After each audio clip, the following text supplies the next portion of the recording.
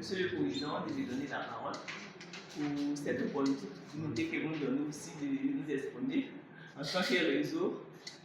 Il faut dire que le réseau, nous sommes au-delà même de la Côte d'Ivoire parce qu'en fait, c'est un réseau sous-régional de recherche sur les énergies nouvelles.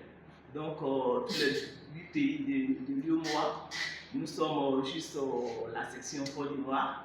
Et nous avons eu aussi cette chance-là d'intégrer la FIACES qui a un objectif, c'est-à-dire un objectif mondial. Comme le président l'a signifié tout à l'heure, au niveau climatique, au niveau de l'environnement, tout le monde sait ce qui se passe. Et donc, chacun doit apporter sa contribution pour un temps soit peu sauver notre monde là pour que voilà, les prochaines générations soient quand même puissent bénéficier d'un environnement propre. Et donc, je vais tout de suite dire que le réseau, ce n'est pas seulement académique, le réseau, c'est aussi professionnel.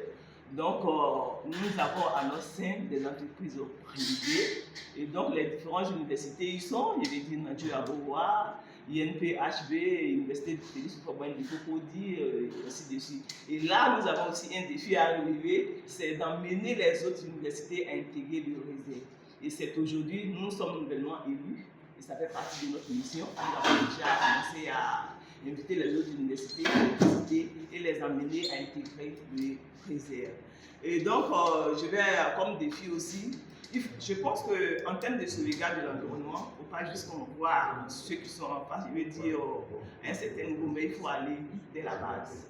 Donc, l'un de nos objectifs, c'est d'aller même vers les lycées pour déjà préparer la jeunesse, les enfants les plus petits, c'est-à-dire le futur, à vraiment être prêt pour cet environnement-là que nous pensons tous un temps soit peu sauver aujourd'hui.